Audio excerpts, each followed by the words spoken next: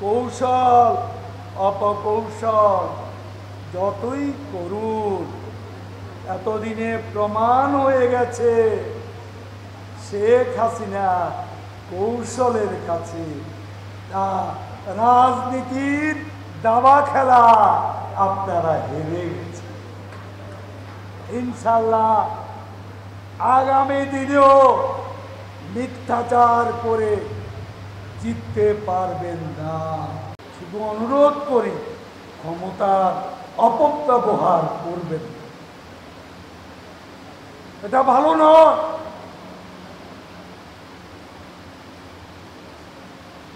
টাকা পয়সা বেশি দিন থাকবে না। আওয়ামী লীগ ক্ষমতায় না থাকলে টাকা পয়সা নিয়ে পালাতে হবে, কি সেটা কি ভাবেন না?